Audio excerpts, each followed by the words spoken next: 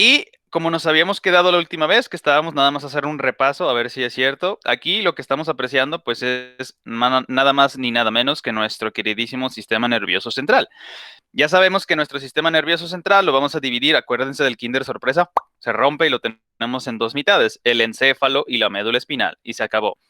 En el encéfalo, aquí nada más lo que estamos demostrando o apreciando sería el tronco encefálico. ¿Por qué? Porque aquí está la protuberancia anular o puente de Barolio y el bulbo raquídeo.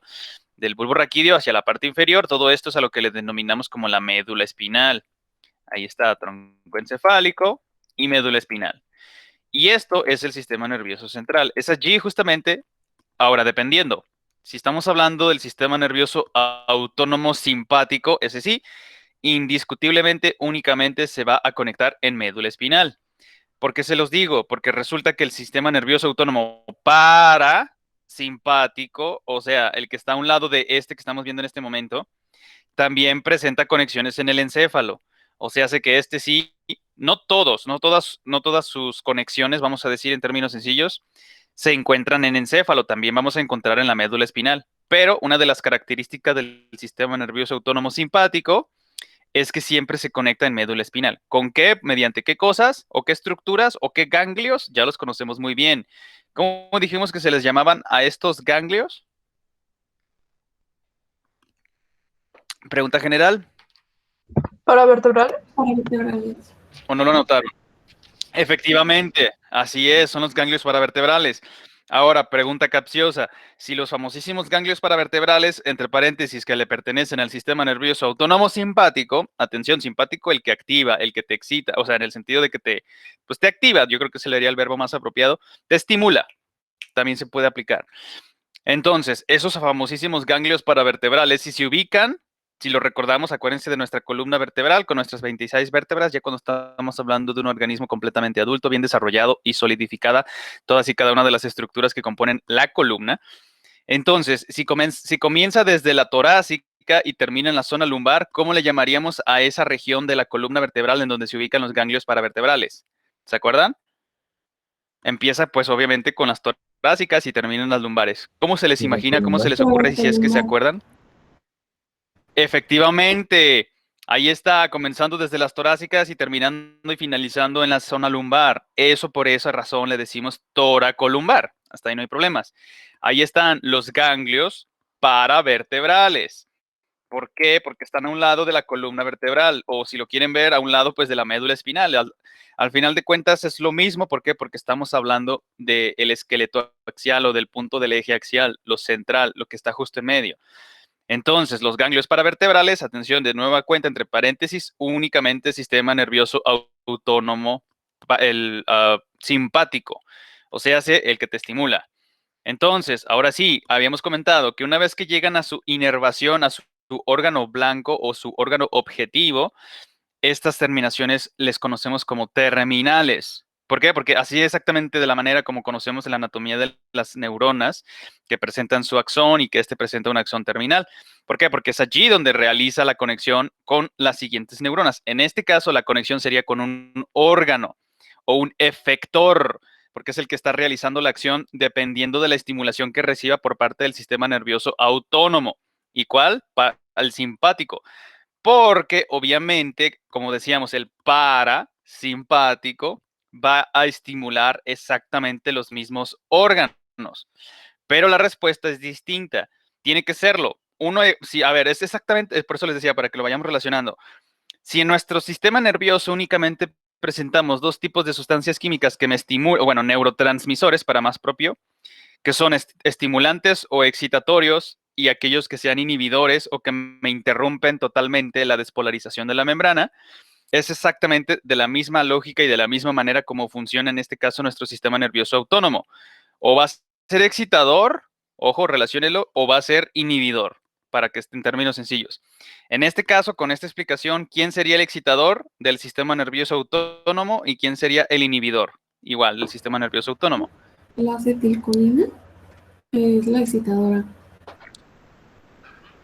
Bueno, sí, estoy de acuerdo, pero la pregunta no O era qué cuál El neurotransmisor. simpático es el que relaja y el simpático es el que excita.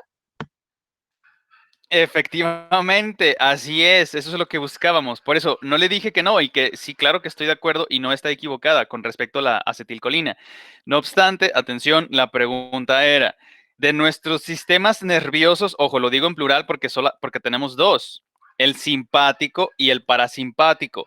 Relacionándolo junto con nuestros neurotransmisores, que también tenemos aquellos que sean excitadores o que sean inhibidores, también nuestro sistema nervioso autónomo tiene su excitador y tiene su inhibidor. No neurotransmisor, sino el propio sistema nervioso autónomo, el simpático y el parasimpático, para que lo relacionen y no los quiero confundir. Por eso estamos haciendo la analogía, comparando las dos cosas que tienen mucha relación, porque pues o me activa o me deja tranquilo, me deja ecuánime, estable, hablando de neurotransmisores. De la misma forma, en todo el organismo vamos a tener el sistema nervioso autónomo que me va a estar estimulando, me va a estar activando, y el todo lo contrario, el que tiene que regresar a su estado incipiente, perdón, a su estado inicial. Así como cuando nuestras neuronas se despolarizan, tienen que repolarizarse, o sea, no se pueden quedar ya así para siempre. Imagínense que siempre estemos, bueno, de repente es a lo que le denominamos el estrés crónico. Es totalmente antinatural y es anormal y reducen su ciclo de vida porque se están desgastando. Por esa razón necesitamos que también entre en acción y se restablezcan sus niveles basales o iniciales gracias a la acción del sistema nervioso autónomo. Bueno, me voy a ahorrar todas esas palabras y solamente en estos momentos solo voy a decir simpático y parasimpático. Yo creo que hasta ahí no todos nos entendemos que estamos hablando del sistema nervioso para empezar y que es el autónomo o el vegetativo o el que nosotros no podemos controlar. Eso ya queda implícito y solamente voy a decir simpático y parasimpático. Entonces, de la misma manera, ojo, nada más esa analogía para que no se me confundan. Es que la acetilcolina, es que la noradrenalina, sí, es verdad, estoy de acuerdo. Se secretan y estimulan estos órganos efectores o terminales, pero no estamos preguntando eso, pero estoy de acuerdo, eso es cierto.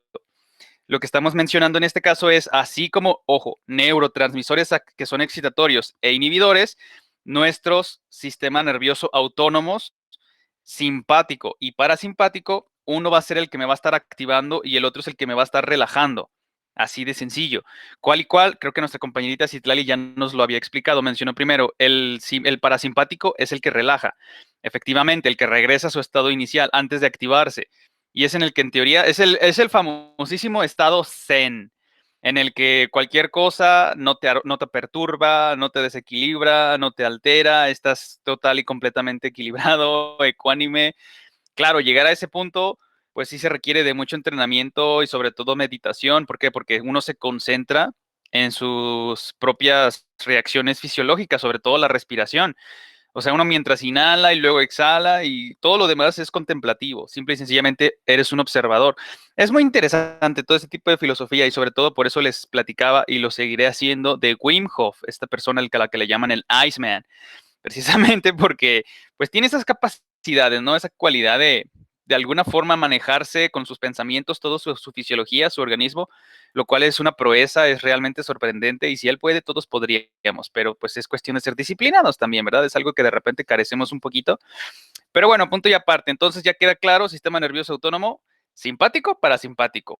¿Quién es el que me activa? ¿Quién es el que me estresa? ¿Quién es el que me pone en la respuesta huir o luchar? Simpático, nada más. ¿Quién es el que me regresa otra vez a mi estado inicial, basal, tranquilo, de relajación? Y en el que todos, en la mayoría del tiempo, deberíamos de encontrarnos en ese estado zen, parasimpático.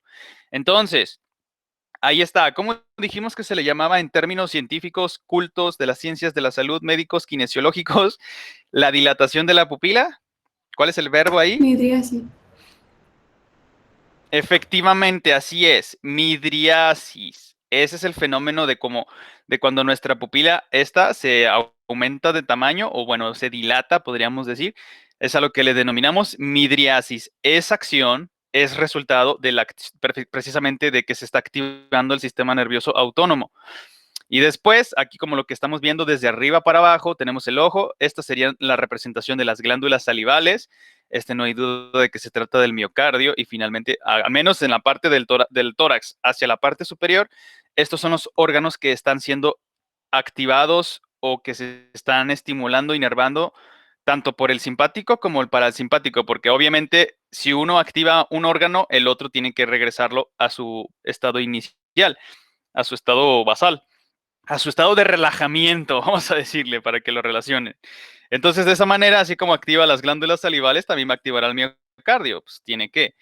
¿Qué es lo que nos va a hacer? Si estamos diciendo que es el que te activa, pues va a acelerar el pulso cardíaco. En el caso de nuestros pulmones, lo que va a hacer es la relajación, es decir, va a hacer que se expandan. ¿Para qué razón? ¿Cuál es el objetivo? Pues para cuando nosotros estemos respirando, nosotros podamos captar mayor cantidad de oxígeno atmosférico.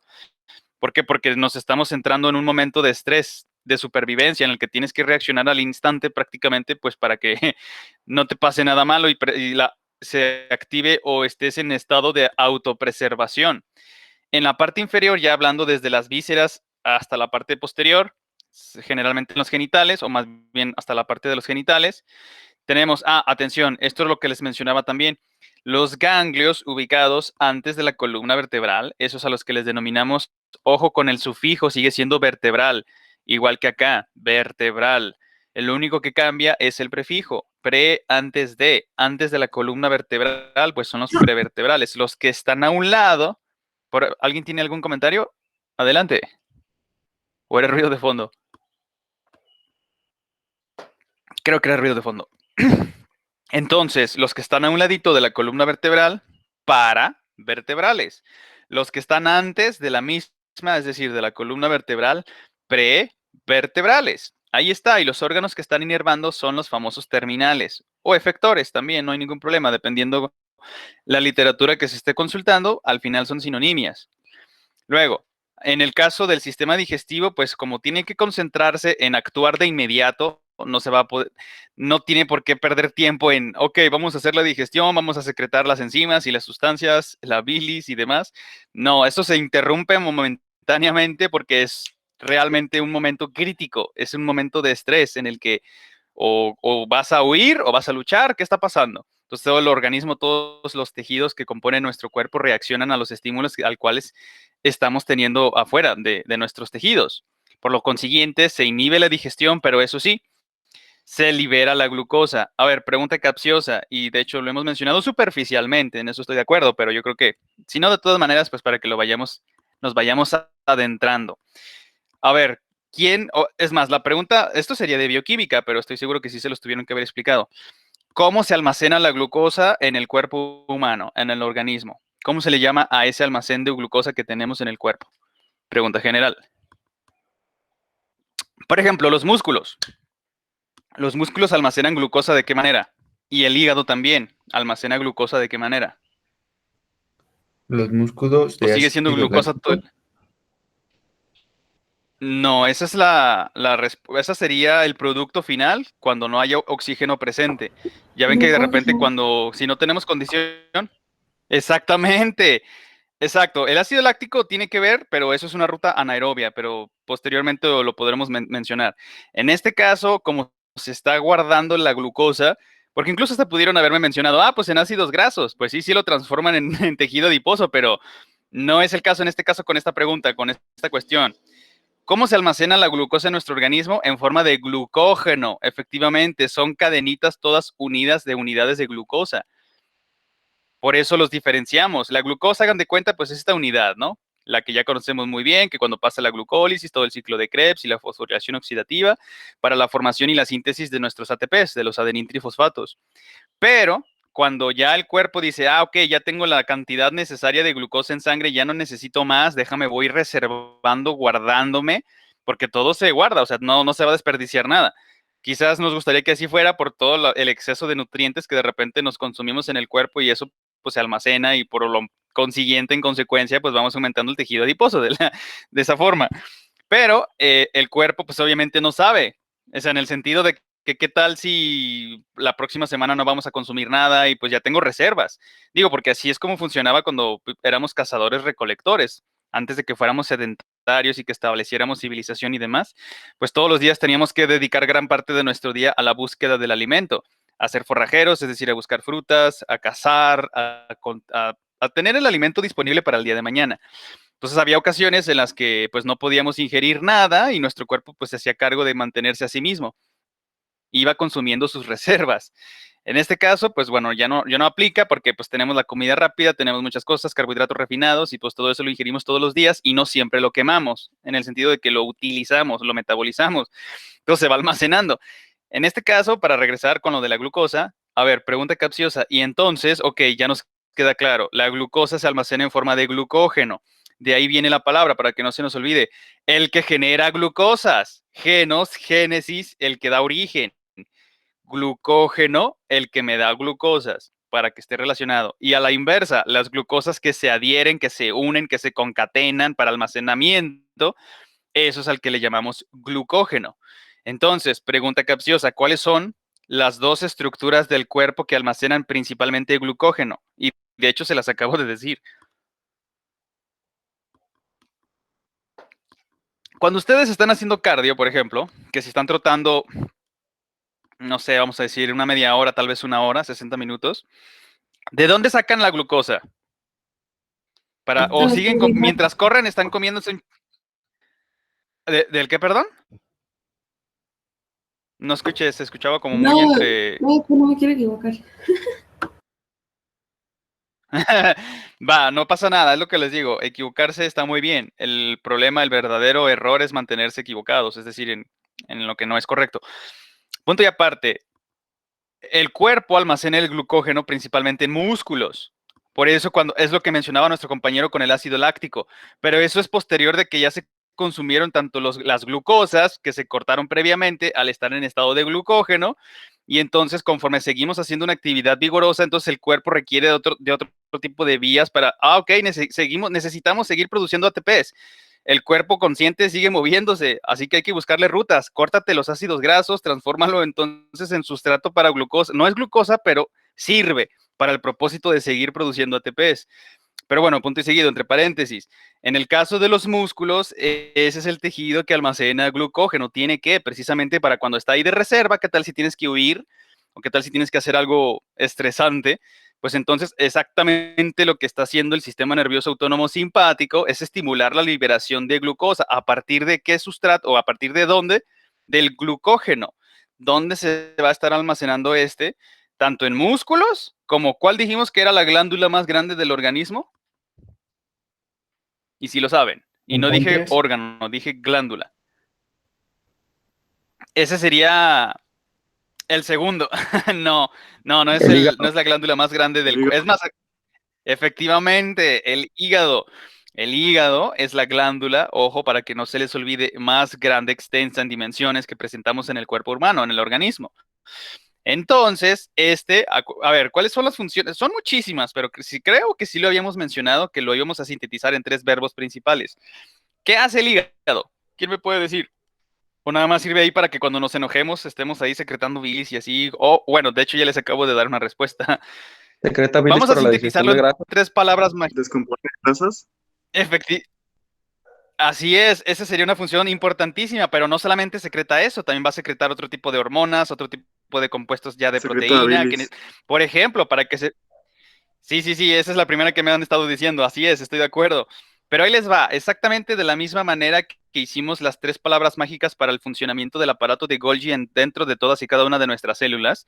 De la misma forma, para sintetizarlo, porque son infinidad, son muchísimas y siempre se descubren cosas interesantes del hígado, porque ese es prácticamente nuestro laboratorio, efectivamente, porque hace prácticamente todo para que se mantenga la homeostasis de nuestros tejidos. Entonces, para poderlo sintetizar y resumir y que no se nos olvide cuando nos pregunten, porque lo que acaban de decir es cierto, estoy totalmente de acuerdo, pero no únicamente hace eso. ¿Por qué? Porque lo que acabamos de decir también está almacenándome glucógeno, entre otras muchas cosas. Así que por lo consiguiente, podemos decir, es almacén de sustancias, es transformación, desintoxicación de las. Bueno, para no confundirlos, ahí va rápidamente las 3 palabras mágicas para que no se les olvide. Número 1, almacenamiento o almacén. Número 2, transformación. Y número 3, secreción. Ahí entraría lo que me dijeron al principio de la bilis. Así de claro, así de sencillo. Ya, si cada una de ellas, sí, podemos sacar infinidad, ahí lo podemos desmenuzar y seguir rompiendo y rompiendo Kinder sorpresas y vamos a sacarle muchísimas cosas. Pero si los vamos juntando todos hasta uno en fundamental, que se rompa y solamente tengamos 3 palabras mágicas, cuando les pregunten, a ver, ¿y qué hace el hígado? Primero que nada se puede decir, para empezar, es la glándula más grande que tenemos en el organismo. En segundo lugar, te presenta 3 funciones fundamentales. Esto sí es indiscutible, porque las hace. Número 1, almacenamiento de glucógeno. ¿Por qué? Porque la glucosa es el combustible principal de todas y cada una de las células de nuestro organismo. Entonces imagínense lo valioso que es el azúcar para todos nuestros tejidos, pues de ahí obtenemos la glucosa.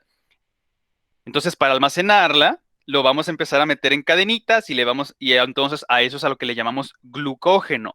¿Por qué? Porque cuando se necesita, ejemplo, que el sistema nervioso autónomo le dice, ¿sabes qué? Corta glucógeno y empieza a sacar glucosa en el torrente sanguíneo. ¿Por qué? Porque es una emergencia. No te esperes incluso hasta que el páncreas empiece a liberar insulina. No, es de ya. No esperes, te lo estoy indicando yo, sistema nervioso autónomo simpático. Ah, perfecto. Entonces el hígado empieza a cortarle ahí todos los glucógenos y avienta las glucosas para que tengamos ese rush o ese impulso, ese cúmulo de glucosa en sangre disponible, pues para lo que tengamos que hacer para sobrevivir. Entonces, número 1, almacenamiento de sustancias. Ejemplos, la glucosa. ¿En forma de qué? Glucógeno. Número 2, transformación de sustancias químicas. Por ejemplo, para aquellos a los que nos gusta el alcohol y algunos muchos más, ¿no? Pero el alcohol se tiene que transformar, no se puede quedar así en el organismo. Ya sí creo que lo relacionaron y probablemente sí pensaron que el hígado es el que se encarga precisamente de esa función. Efectivamente, con las deshidrogenasas presentes en los hepatocitos. Entonces transforman los OHs porque de hecho sería tóxico y lo es, pero como lo consumimos, no es 100% alcohol, digo, estarán de acuerdo. Cuando ustedes están bebiendo, si se fijan en las etiquetas y en el porcentaje de concentración de alcohol de la bebida que están ingiriendo, probablemente a lo mucho será el 14 y se me hace demasiado. Normalmente las cervezas tienen 8 y a lo mucho 12, por ejemplo, la sidra. El caso es, no superan ni del 15% la concentración. Claro que si todo le estamos tirando con ganas, pues ahí le estamos concentrando el organismo con el alcohol, ¿verdad? Nos estamos ahí deshidratando. Entonces, quien se encarga de, a ver, nos están aventando todo este montón de alcohol de OHs, que son precisamente los componentes de los alcoholes. Entonces, quien se encarga de transformarlo, pues sí, así es, se trata precisamente de nuestro hígado. Por eso, los que son alcohólicos empedernidos, acérrimos, desafortunadamente le están metiendo mucha carga al hígado y por eso se manifiestan en este caso, la cirrosis, que son las alteraciones en el tejido de nuestro hígado porque ya no puede funcionar, le están excediendo su carga de trabajo, está sobreexcedida, o sea, le están metiendo muchos años de trabajo en unas cuantas horas, por decirlo de una manera sencilla. Entonces, número 1, recapitulando, almacenamiento de sustancias, ejemplo el glucógeno. Número 2, y esto para que no se los olvide, por eso menciono a los que somos borrachos, bueno, no lo soy, pero para que no se les olvide, almacenamiento de sustancias, ejemplo glucógeno, transformación de las mismas, o sea, entre paréntesis, sustancias químicas, ejemplo los alcoholes. Y número 3, secreción de sustancias químicas. Aquí también se elaboran proteínas, por ejemplo, para que lo relacionen. Aquí se están elaborando todos los componentes necesarios para que se lleve a cabo la coagulación en nuestra sangre. El proceso de la coagulación sucede precisamente para evitar que nos desangremos, para que tengamos una hemorragia que pueda convertirse en algo letal, que disminuya los niveles en la homeostasis y que por lo consiguiente sea incompatible con la vida. ¿Quién secreta entonces esas proteínas? Que si el fibrinógeno, por ejemplo, para que se empiece a desencadenar toda la cascada de la coagulación, precisamente se secretan en el hígado.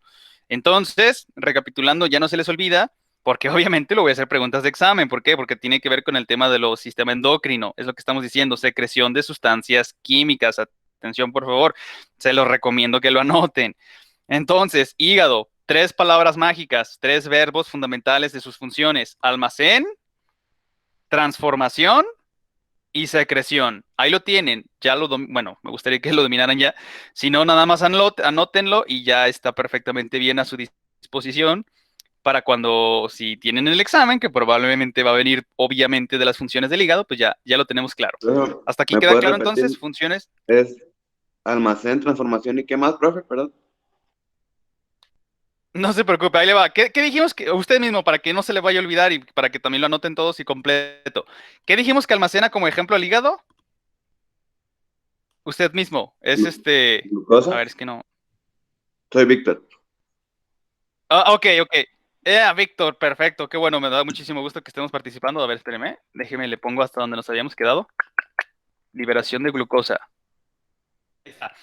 Excelente, así es. Ok, sí, almacena glucosa, pero no en forma de unidad individual. Las va pegando, como les decimos, a esas cadenitas de glucosa en el organismo. Porque la Glucógeno. voy a hacer pregunta de examen. Efectivamente. Entonces el hígado Sí, almacena glucosa, pero en forma de glucógeno. Atención, porque esa la voy a hacer capciosa. Efectivamente, porque si me le ponen, ¿cuál de las siguientes no es verdadera? El hígado el hígado almacena glucosa. No, a ver, ahí cuidado. Es totalmente discutible, pero no tendrían la razón, porque por eso le decimos glucógeno. Así que mucho cuidado con eso, por favor. Ahora que si hay dudas, ya lo saben. Oiga, profe, pero dice glucosa. Ok, ¿y qué quedamos? ¿Se almacena en forma de glucosa o de qué otra manera? Ah, ok, ahí está. Ahí está la respuesta. Exacto. Número 1, almacenamiento de sustancias. Ejemplo, la glucosa en forma de glucógeno. Número 2, transformación, o si le quiere poner desintoxicación, también se vale. ¿Por qué? Porque al final de cuentas es una transformación química, para que sea menos nociva, menos letal o menos dañina para el organismo. Por ejemplo, el alcohol, ¿no? Lo que estábamos mencionando. Entonces, almacenamiento, transformación o, entre paréntesis, desintoxicación. Muy bien. Y el tercero que me estaba preguntando, ¿qué más dijimos que hacía? Si era la glándula más grande del cuerpo. Usted mismo, Víctor. Si lo sabe, ¿qué es una glándula? Empezando por allí, por lo básico. Con eso tiene la respuesta de la tercera palabra mágica para las funciones del hígado. ¿Sí se acuerda? ¿Secreta? Exactamente. No es que sea un secreto industrial ni nada de eso, no, sino que está expulsando sustancias químicas al medio. Bueno, en este caso a los tejidos, o más propiamente al torrente sanguíneo. Entonces, usted mismo, Víctor, y la última y nos vamos para su receso. ¿Cómo le llamamos a ese tipo de comunicación celular que se lleva a cabo, que está intermediando el torrente sanguíneo? ¿Sí queda clara la pregunta? No. Ok, ¿cómo le decimos al tipo de comunicación celular en el que las celulitas secretan sus sustancias químicas al torrente sanguíneo? No, profe, la verdad no Si me lo acuerdo. sabe. Ahí le va, si se acuerda. ¿Cómo le decimos al prefijo de dentro, adentro de? Empiezo con la vocal Intracelular. E. Bueno, eso, si estuviésemos hablando ya dentro de los tejidos, sí, estaría de acuerdo, pero estamos hablando de secreción de sustancias químicas. Entonces, el prefijo endo, que está ocurriendo dentro. Entonces, la secreción, como dijimos que era el sufijo de secreción, endo, Endocrina. ¿y qué le falta ahí nada más? ¿Qué tipo de comunicación es el que... Exactamente, ya ve que si se acuerda, entonces, la comunicación endocrina es lo que está desarrollando, llevándose a cabo en el hígado. Por eso le decimos la glándula, por el tamañote, por supuesto que sí, y aparte porque está secretando sustancias químicas al torrente sanguíneo. Entonces, para todo mundo, ya lo sabemos muy bien. Está almacenando, ejemplo, glucógeno, almacén de sustancias químicas, transformación de sustancias químicas. Todo lo que nosotros ingerimos tiene que pasar por el hígado. Cuando estemos viendo la circulación sistémica, lo vamos a ver. Por eso le denominamos el sistema porta. Digo, aparte de que transporta, pero lo manda al hígado, pero para no confundirlos, entonces sencillo. Es almacén de sustancias, transformación de las mismas y secreción de sustancias químicas. Si me quieren decir hormonas, está bien. No nada más son hormonas, pero al final sí son proteínas. ¿Por qué? Porque las está sintetizando el hígado y las está liberando al torrente sanguíneo. Ese es el tipo de comunicación, como usted nos acaba de recordar muy bien, Víctor, endocrina. Los famosísimos ganglios paravertebrales, que es en la zona toracolumbar. ¿Por qué? Porque empieza desde la torácica y termina en la zona lumbar. Aquí estamos apreciando el sistema nervioso central, empezando en la parte superior con el tronco encefálico y en la parte inferior con la médula espinal. Aquí está la zona toracolumbar, los ganglios, que en este caso serían los paravertebrales, y todos los órganos a los cuales está inervando, que serían los efectores o los terminales. Entonces, midriasis, ojo, es el verbo, el término que empleamos, utilizamos para referirnos pues a la famosa dilatación de la pupila. ¿Quién es el que la está ejecutando principalmente? Pues nuestro sistema nervioso autónomo. La inhibición de la salivación también. ¿Por qué? Porque por aquí creo que tenemos levantaron la manita, no sé si es nuestro compañero. Es un mensaje. Dice, profe, ya pude entrar. Excelente, pues bienvenido, Víctor.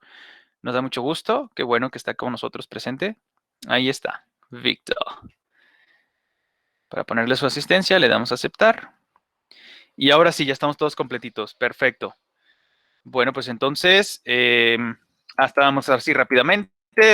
sistema nervioso central, tronco encefálico, médula espinal, la toracolumbar, los ganglios paravertebrales, los órganos efectores, la midriasis, o sea, hace dilatación de pupila, inhibición de la salivación, el acelerar el pulso cardíaco, el relajamiento de los bronquios, pues precisamente para abarcar mayor volumen en la inhalación del aire atmosférico para la captación del oxígeno diatómico. Y bueno, los ganglios prevertebrales, ya sabemos muy bien que estos son los que se encuentran antes de la columna vertebral, es decir, en la parte anterior, viéndolo anatómicamente, lo primero que ustedes están viendo de un paciente de frente, pues es su rostro, es su tórax, su abdomen, toda la parte anterior. Allí estaría ubicado antes de la columna vertebral, pues estos ganglios prevertebrales, y posteriormente se encontrarían los paravertebrales y en última instancia en la parte central, pues la médula espinal. Inhibición de la digestión, liberación de la glucosa, ojo, cortes de glucógeno. ¿De dónde? De los tejidos que almacenan esta sustancia. ¿De cuáles? Principalmente tanto en músculos como en el hígado. Aquí está lo que me decían al comienzo, que lo de la acetilcolina y que la secreción de la adrenalina, pues sí, efectivamente, así es. A ver, pregunta capciosa, ¿quién secreta la adrenalina en el torrente sanguíneo? Y si lo saben, Las inclusive hasta suprarrenales. en nuestra tarea lo revisamos. Efectivamente, así es, tiene toda la razón. ¿Y de qué otra forma, de qué otro nombre le podemos encontrar la sinonimia a la adrenalina? Por favor, creo que es usted, Diego, ¿verdad? Sí. Si está en la suprarrenal, ¿cómo se imagina usted? De ahí prácticamente deriva el nombre de esta secreción química a partir de esta glándula. Es adrenalina y, entre paréntesis, ¿de qué otra forma la podemos encontrar? Le doy pista. El prefijo es epi. ¿Por qué? Porque está encima, por arriba de, aquí está, mire. ¿Epidiurético? Ok. Si está arriba del Epinefrina. riñón, es más, ¿cómo se le llama? Efectivamente, bueno, se lo arrebataron, le quitaron la respuesta de, así es. La epinefrina, entre paréntesis, adrenalina, son exactamente la misma sustancia. ¿Por qué? Porque se están secretando de las glándulas suprarrenales. Ahora, ¿por qué se dice epinefrina? Pues porque se encuentra por encima del riñón. Acuérdense, pregunta capciosa. Habíamos dicho que cuál era la unidad funcional estructural del riñón, del que filtra todo lo que pasa por la sangre. Empieza con la consonante N. Nené. Me acuerdo de un capítulo de Los Simpson. No sé si alguna vez lo vieron. No, sí les tocó. Que supuestamente eran unas iguanas que se habían introducido de manera ilegal, importadas, y que se comían a las aves. Entonces resulta que está el Skinner, el director Skinner de la escuela primaria de Springfield, y ya dice, oh, sí, esas iguanas son unas depredadoras.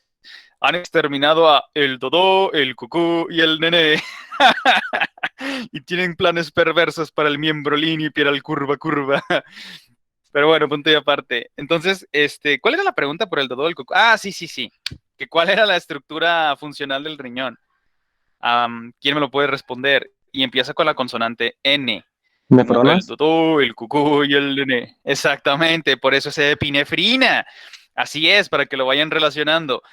Entonces, la secreción de la adrenalina, entre paréntesis, por allí también se lo pueden encontrar como la epinefrina.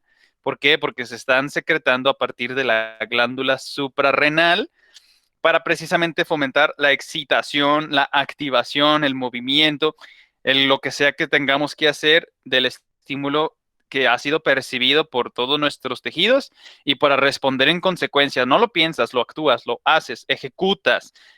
Para eso está diseñado precisamente ese tipo de respuestas.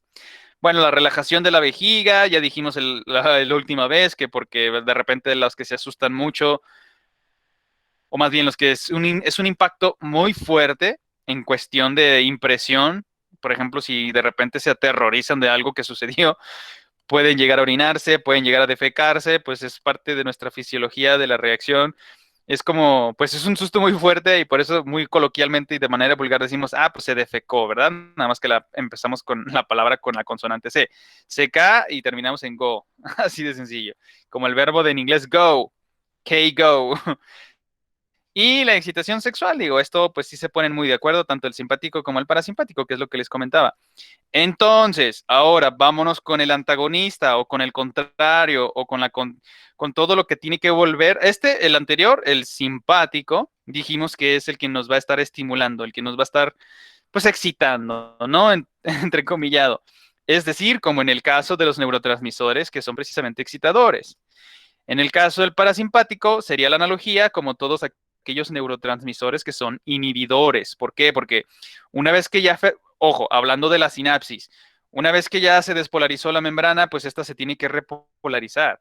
De la misma manera, una vez que ya pasó el estímulo que nos causó ese estrés o esa reacción de toda esa secreción de sustancias químicas para o huir o luchar, incluso hasta sudar así en frío y demás por todo lo que nos está sucediendo, que estamos percibiendo de nuestros entornos, pues entonces no podemos estar así todo el tiempo, es lo que les mencionaba. Si siempre nos encontramos en constante estrés, pues somos enfermizos, somos endebles a cualquier tipo de enfermedad, nos la pasamos muy mal y nuestro organismo pues obviamente va decreciendo, va languideciendo, es decir, va pues muriendo lentamente, porque se está como que quien dice autoconsumiendo con todas estas sustancias que se están secretando constantemente, que no debería de ser el caso, únicamente en situaciones de supervivencia, en teoría, pero hay muchísimo estrés actualmente, entonces para que tengan cuidado con eso. Por lo consiguiente, lo que queremos fomentar, lo que siempre queremos encontrarnos en nuestro famosísimo estado de Zen, es que se mantenga el sistema nervioso autónomo parasimpático, o sea, el que controla todas aquellas reacciones excitatorias para regresarlas de nueva cuenta al estado de relajación o de relajamiento, como ustedes gusten, o simple y sencillamente al estado basal, a los niveles iniciales. Entonces, de la misma manera, estamos apreciando el sistema nervioso central. Esto sería el tronco encefálico, de la misma manera que en el caso anterior, y esto sería la médula espinal. Hasta ahí no hay ninguna pregunta, todo bien. ¿Por qué? Porque ya sabemos, ¿no? Desde la médula oblongada, entre paréntesis, o sea, lo que nosotros el término que más frecuentemente utilizamos es el bulbo raquídeo. De ahí a la parte inferior, pues médula espinal. Del bulbo raquídeo a la parte superior, todo eso sigue siendo el encéfalo. Ahora, esto es lo que les mencionaba. Si en el caso del sistema nervioso autónomo simpático teníamos la zona toracolumbar, si aquí está en el cráneo y termina en la zona sacra, ¿cómo se imaginan ustedes que le denominaríamos a esta región donde se encuentra conectado el sistema nervioso parasimpático?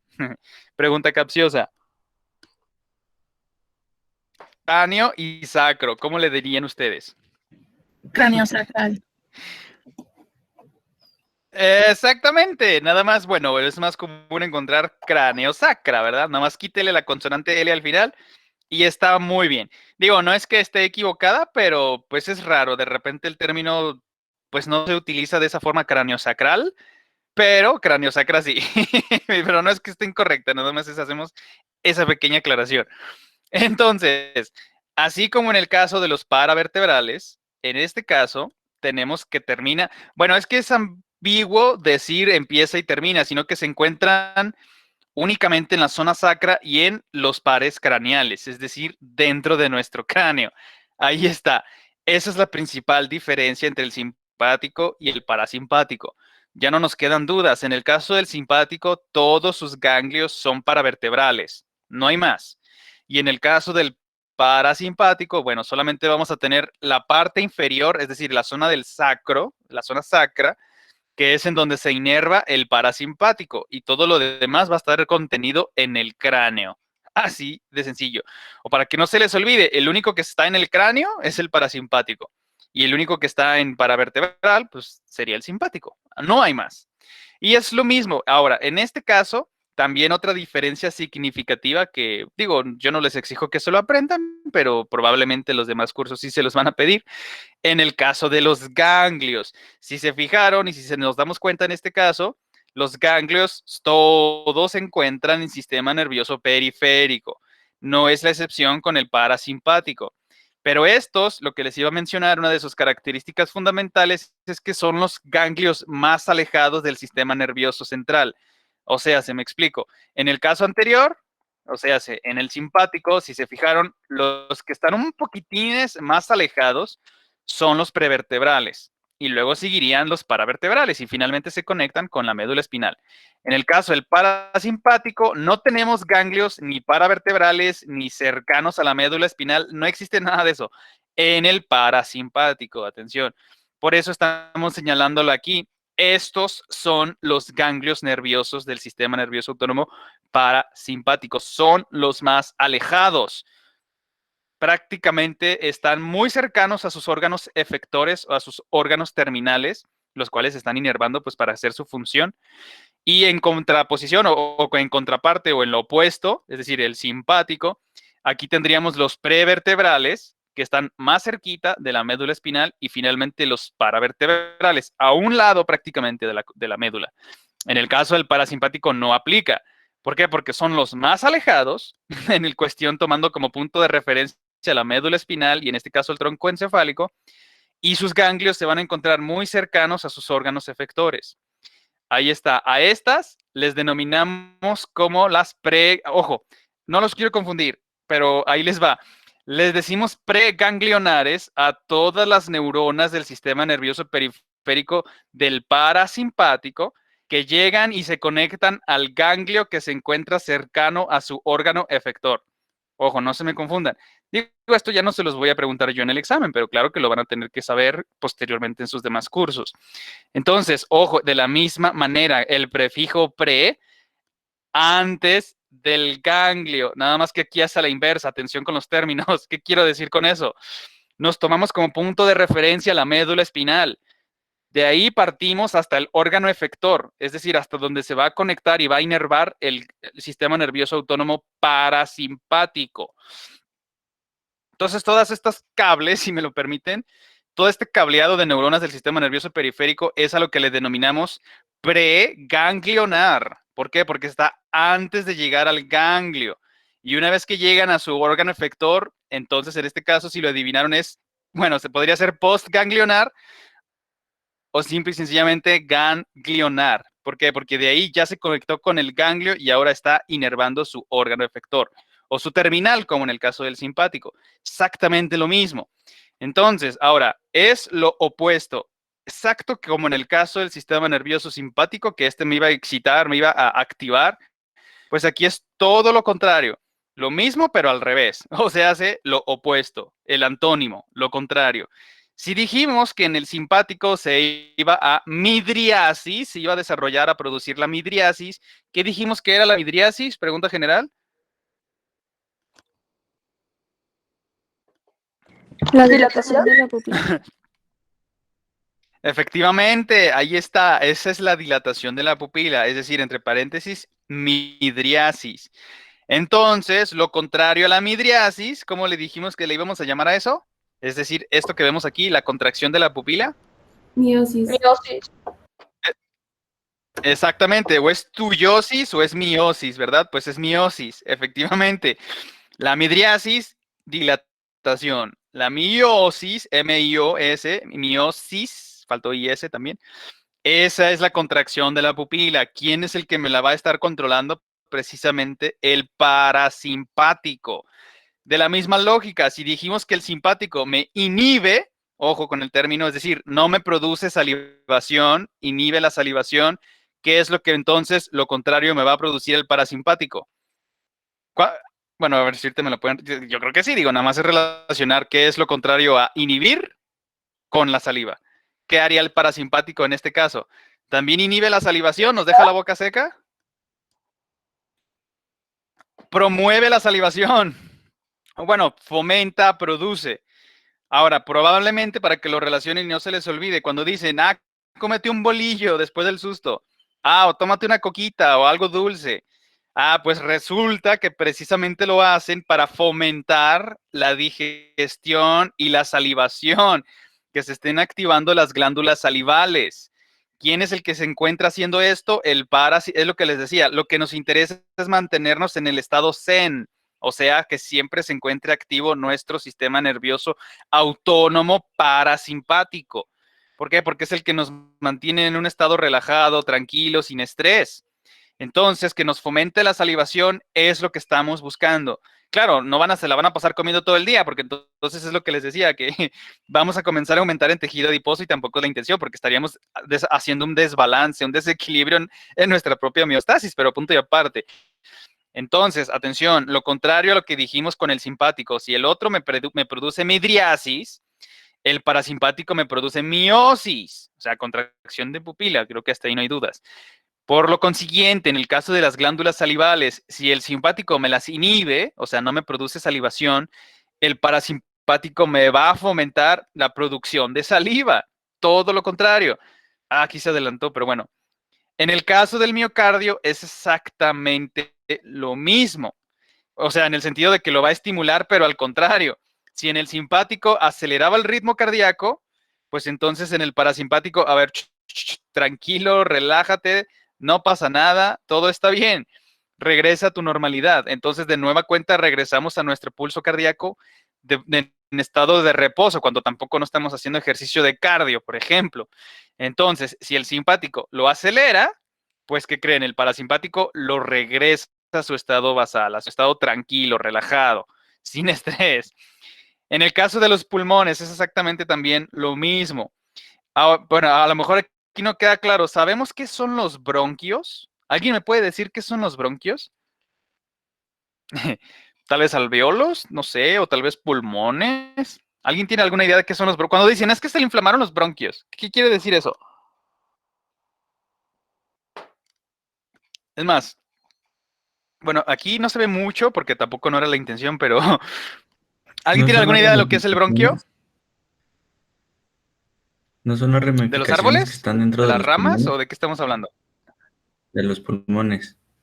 Dentro de los pulmones, usted va a tener alveolos, va a tener bronquiolos, y no están ahí los bronquios. Dentro de los pulmones, no. En la Ahora, si tráquea, habla de los pulmones en general, ok. Excelente, miren, ya lo están deduciendo. Dentro del pulmón solamente o vamos a tener bronquiolos o vamos a tener alveolos, que es la última parte, la última fracción que compondría los saquitos de aire, que es donde precisamente nosotros hacemos el intercambio gaseoso, tanto de nosotros, de nuestro dióxido de carbono obtenido de todo el desecho celular o del metabolismo celular, desde el ciclo de Krebs, todo lo que la fosforilación oxidativa, etcétera, y lo que nosotros inhalamos a partir del aire atmosférico, que es el oxígeno diatómico. Entonces allí en el alveolo se produce todo este intercambio gaseoso, que es el que conocemos como ¿de qué? ¿Cómo dijimos que se llamaba ese intercambio gaseoso? ¿Sangre y toser? Tampoco lo anotaron, nada, les digo.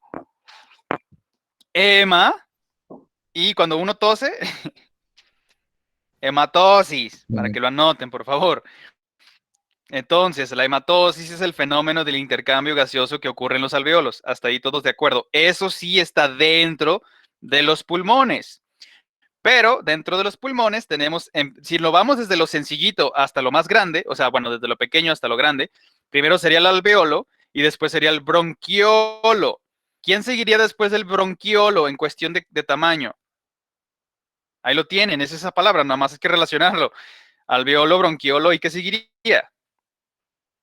Bronquio, ¿verdad? Entonces, ahora a la inversa, si vamos de lo grande a lo chiquito, esas ramificaciones que nos mencionaban, bronquio, bronquiolo, alveolo. Ahora la inversa, alveolo, bronquiolo, bronquio. Entonces, con esa lógica, si el bronquiolo y el alveolo están adentro del pulmón, ¿quién está fuera del pulmón? Y ya lo dijo nuestra compañera Joeseptel, que está conectando con la tráquea. ¿Quién conecta la tráquea y el pulmón? Ahí está, el bronquio, ¿verdad? Ahí les va. Digo, es que el esquema no era para pulmones, pero bueno, se supone que este piquito, si lo pueden apreciar, esto es la tráquea, es el snorkel. O sea, bueno, me gusta decir snorkel porque lo único que pasa es aire. Para eso funciona el snorkel, para los que les gusten los deportes acuáticos o por lo menos meterse a nadarle, a ver qué se ve abajo del agua en la playa y así. El snorkeling, ustedes tienen un tubo que este es el que les permite respirar. Pueden mantenerse boca abajo sumergidos relativamente en el agua, pero el snorkel se mantiene en la superficie, se mantiene fuera del agua. Eso les permite estar respirando con la boca. Entonces, de la misma lógica o con la misma función, la tráquea es ese snorkel que permite el paso del aire atmosférico. Entonces, esa tráquea se conecta y hace una bifurcación. ¿Por qué? Porque tenemos dos pulmones, pues el izquierdo y el derecho. Pregunta capciosa, ¿cuál es el pulmón más grande que tenemos en el cuerpo? ¿El del lado izquierdo o el del lado derecho? Efectivamente. Por eso se los menciono, porque hace una bifurcación, o sea, hace dos caminitos, hagan de cuenta que es como una conexión en T o una conexión en Y, más propiamente, y uno se va al pulmón izquierdo, un poquitín más chiquito, comparándolo con el pulmón derecho, que es ese sí tiene sus tres lóbulos, superior, medio e inferior. Entonces, esa bifurcación o esa conexión en Y, son los bronquios. Una vez que, hagan de cuenta, el tronco común sería tráquea. Tráquea se conecta con los dos pulmones y esa conexión entre los dos pulmones, esos son los bronquios, izquierdo y derecho. ¿Por qué? Porque están llevando el aire que en un comienzo nosotros inhalamos y pasó por la tráquea, y una vez que pasó por la tráquea se bifurca y se manda tanto al lado izquierdo como al lado derecho, y ahora sí, los bronquiolos y finalmente los alveolos. Entonces, alveolos, bronquiolos y los bronquios están fuera de los pulmones. Son esas tuberías, esa Y, esa conexión en T, que es la que permite la distribución del aire a los dos pulmones y que al final se conecta tanto para la respiración, es decir, perdón, para la inhalación como para la posterior exhalación. Los dos gases se juntan. Bueno, no, perdón. Cuando inhalamos es aire atmosférico, se mete todo a los pulmones. Cuando exhalamos, todo ese dióxido de carbono pasa primero de los alveolos a los bronquiolos y luego a los bronquios. Los bronquios se juntan en una sola línea, en un solo conducto al que llamamos tráquea, y de ahí pasa entonces a ese embudito que dijimos donde se encuentra. A ver, pregunta capciosa, ¿cómo se llama ese embudito donde se encuentra la glándula que secreta la calcitonina? Pregunta capciosa, ¿quién me la puede contestar? ¿Sí queda clara la cuestión? ¿Cuál era la pregunta? ¿Cómo se llama el embudo? Bueno, para que se escuche más propio, ¿cómo se llama la estructura donde se encuentra alojada la glándula que secreta la hormona calcitonina del sistema respiratorio? Es más, les doy la pista, pues el cartílago más grande de esta estructura es el tiroides. Por eso le decimos glándula tiroide. ¿Cómo dijo? Perdón. Entendí algo de faríngeo. Sí, la faringe, ¿no? La faringe es parte del sistema, bueno, es una parte anatómica del sistema respiratorio, pero no es la estructura que contiene la glándula tiroides. No, ahí sí hay que hacer esa precisión. Ahí va, otra vez. Y no se preocupen, de hecho, lo repetiremos las veces que sean necesarias. Lo que me interesa es que lo dominen. Otra vez, vámonos de adentro para afuera. Ojo, hablando de pulmones. Ya sabemos, pulmón izquierdo y derecho. ¿Qué tienen en su interior? Alveolos, ahí es en donde se produce la hematosis. Alveolos, bronquiolos y finalmente estos dos tubos que conectan, que son bronquios. Los bronquios al unirse, al juntarse en una sola estructura, eso es a lo que le denominamos la tráquea. Y al final de la tráquea hay un embudo, bueno, si me permiten el término embudo, pero bueno, hay una estructura de protección para evitar que no pase nada que no sea aire atmosférico, ni líquidos, ni sólidos, ni nada raro. O sea, lo que solamente puede pasar es aire. Gracias a quién, aquí hay otro cartílago por allí al que le llamamos la epiglotis. Pero bueno, vámonos un paso más atrás. Entonces decíamos, ya que se juntaron los bronquios y se juntaron en la tráquea, al final de la tráquea hay una estructura cartilaginosa. ¿Cómo se llama esa estructura cartilaginosa? Tiene mucha nada más cámbiele la consonante en lugar de laringe. ¿Cómo se llamaría esa estructura? Y nada más cámbiele la primera consonante por la F. Digo, perdón, ya le dije al revés. En lugar de... Ajá, la faringe fue lo que usted me dijo, ¿no? La que se encuentra arriba de la laringe. Atención, no se me confundan como lo acabo de hacer yo. En el caso de la faringe, es hasta allá encima de la estructura de protección al que le decimos el embudo. Ese embudo constituido por todas estas piezas de cartílago donde se encuentra adosada o adherida o ahí contenida, no, más bien agarradita la glándula tiroides. ¿Por qué? Porque está en el cartílago tiroides de la estructura que llamamos laringe. Atención. L, empieza con la consonante L. Para que no se les olvide, yo siempre lo relaciono de esta forma y se los comparto. Por ejemplo, ¿no? Bueno, esto es un anglicismo, pero ¿cómo decimos lejos en inglés? Tomando como punto de referencia nuestros pulmones. Far. ¿Cómo decimos? Es más, far, exactamente. Exacto, hasta con el acento así, far, ¿verdad? Excelente, o far, como ustedes gusten. Nada más no le pongan la T porque ese es otro fart, ¿verdad? Otra cosa. El caso es far, o si lo quieren decir como nosotros, far, porque ellos no pueden pronunciar las R's como nosotros, pues no sé por qué. Far significa lejos. De la misma forma, si tomamos, como les decía, referencia a nuestros pulmones, lo que está más alejado, más far away, es la faringe. Entonces la faringe está mucho después de la laringe. Y lo que está antes de la faringe, porque está más lejana, más far away, es la laringe. Nada más cámbienle la consonante. Far, para que no se les olvide, ojo, tomando, porque si lo, es que usted dijo que era lo más lejano, y si toman como punto de referencia la nariz o la boca, pues es primero la faringe, y luego seguiría la laringe, y finalmente la tráquea, bronquios, bronquiolos, alveolos. Pero en este caso, tomando como punto de referencia pulmones, bronquios, tráquea, laringe, el embudito este de protección que está constituido por cartílago. Y lo más alejado, ahora sí, lo far away, es la faringe. Bueno, si lo quieren relacionar así, yo sí se los comparto, si no, bueno, ustedes tendrán sus estrategias, pero yo creo que funciona, ¿no? Lo far away, lo alejado, lo más que está retirado, partiendo desde el pulmón, es otra vez alveolos, bronquiolos, bronquios, tráquea, laringe y finalmente faringe, lo más far away. Ahí está. Ahora, todo esto lo estábamos diciendo porque, sí, lo de lo contrario, ahora ya nos queda, bueno, según yo, ¿verdad? Ya queda claro cuando decimos relajación de los bronquios o contracción de los mismos. Así como en el caso del autónomo simpático, lo que nos hizo fue que se expandieran estas estructuras para tener mayor captación de aire atmosférico en nuestros pulmones. Pues entonces el parasimpático de nueva cuenta dice, tranquilo, no pasa nada, relájate, todo está bien. Y entonces se contrae toda la estructura de nuestros pulmones. Por eso los bronquios, como son los que hacen la bifurcación a partir de la tráquea, ok, ya se relaja de nueva cuenta, ya no necesitamos estar inhalando grandes cantidades de oxigenación por si teníamos que correr o hacer cualquier actividad física vigorosa para la supervivencia.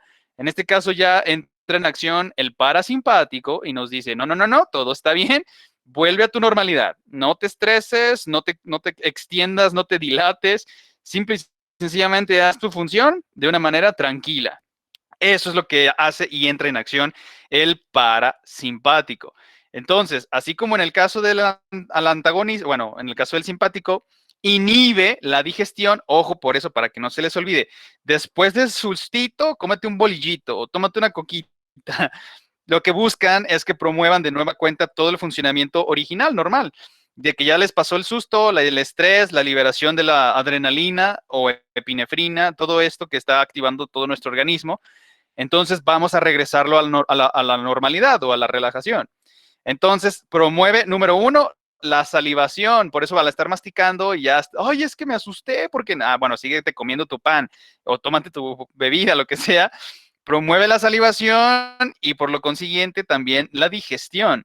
Entonces, y en el caso del simpático, dijimos que estaba liberando para tener nuestro cúmulo de glucosa disponible en sangre, pues aquí va a ser todo lo contrario, ¿verdad? Si el simpático les dijo, ¿saben qué? Liberen el glucógeno en las unidades de glucosa, no. Vuelvan a meter de su corralito todas estas ovejitas y déjenlas allá guardaditas. Es decir, vuelvan a juntar el glucógeno.